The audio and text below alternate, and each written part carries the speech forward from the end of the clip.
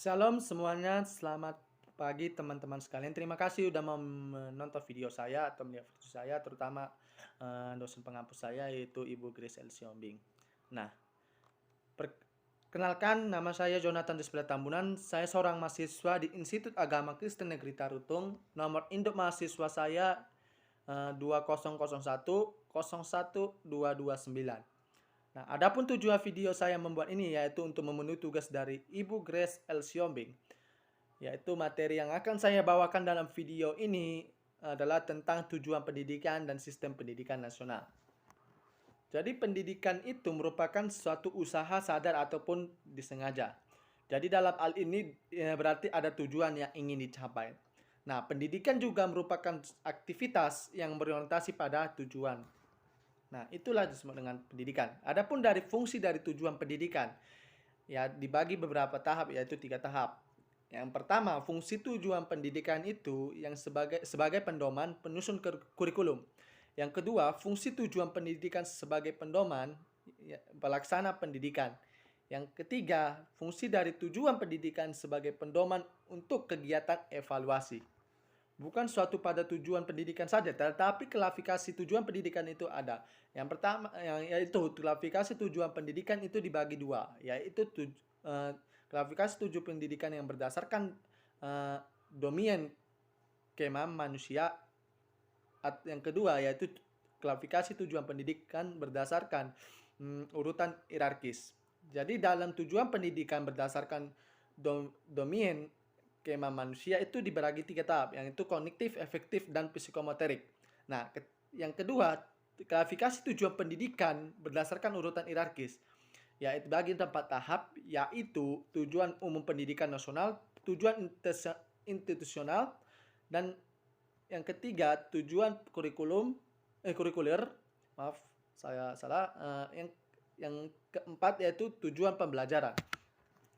Nah, dalam tujuan pendidikan berdasarkan domain kemampuan perilaku manusia itu menurut Bloom bahwa telah merinci bahwa perilaku manusia dengan sistematika disusun secara meningkat. Jadi dalam rangka ini mengembangkan perangkat-perangkat tujuan pendidikan yang berorientasi pada perilaku yang diamati. Nah, yang kedua, klasifikasi tujuan pendidikan secara hierarkis yaitu yang ada bagi beberapa tahap, yaitu tujuan umum pendidikan nasional, tujuan institusional, yang ketiga tujuan kurikuler, dan keempat yaitu tujuan pembelajaran.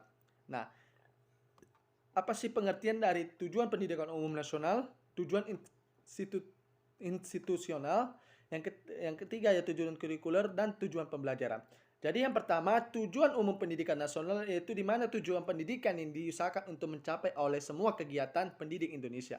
Nah, yang kedua, tujuan institusional. Jadi tujuan pendidikan ini yang berusaha yang dicapai oleh setiap institusi pendidikan, mulai dari tingkat SD, SMP, SMA, dan seterusnya. Nah, yang ketiga tujuan kurikuler, yaitu tujuan di mana tujuan pendidikan yang berusaha dicapai melalui mata pembelajaran dan mata kuliah tertentu. Yang terakhir, yang keempat, yaitu tujuan pembelajaran, yaitu tujuan pendidikan yang berusaha dicapai melalui proses belajar dan pembelajaran. Nah, jadi adapun pendidikan nasional itu, nah pengertian dari pendidikan nasional itu yaitu adalah pendidikan yang berdasarkan Pancasila dan Undang-Undang Dasar tahun 1945 yang berakar pada nilai agama, kebudayaan nasional Indonesia, dan tanggapan terhadap tuntunan perubahan zaman.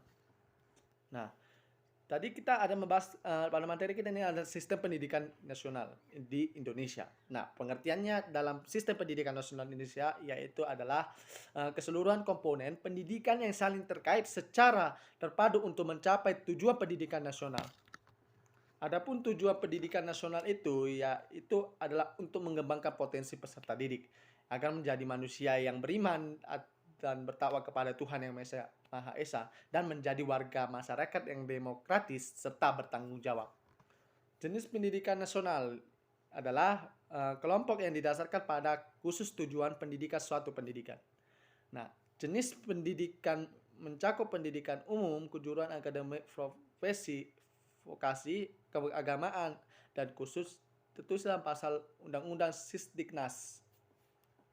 Adapun jalur, jenjang, dan jenis pendidikan, yaitu ada 3, yaitu jenis pendidikan yang dibagi berapa tahap, yaitu jalur pendidikan formal, non formal, dan informal. Yang kedua yaitu jenjang pendidikan formal. Nah, dibagi 3 tahap, yaitu pendidikan dasar, pendidikan menengah, dan pendidikan tinggi. Nah, jenis pendidikan itu dibagi berapa tahap yang sangat banyak. Ada 7, yaitu umum, kejuruan, akademik, profesi, vokalis, keagamaan, dan khusus. Nah, itulah yang dimaksud dengan tadi ada berapa tahap, jalur, jenjang, dan jenis pendidikan tersebut. Jadi jenjang pendidikan itu adalah tahap pendidikan yang ditetapkan berdasarkan tingkat perkembangan peserta didik, tujuan yang akan dicapai, dan kemampuan yang akan dikembangkan. Jenjang pendidikan formal itu terdiri dari atas pendidikan dasar, pendidikan menengah, dan pendidikan tinggi. Kita masuk kepada materi tentang pendidikan, di mana yaitu pendidikan tinggi tersebut, bahwa pendidikan tinggi itu bukan saja pada universitas, tetapi pada akademik, politeknik, sekolah tinggi, institut, dan yang paling tinggi yaitu universitas itu sendiri. Demikian penyampaian video saya. Jika ada yang kurang, mohon maaf sebesar-besarnya. Sekian dan terima kasih.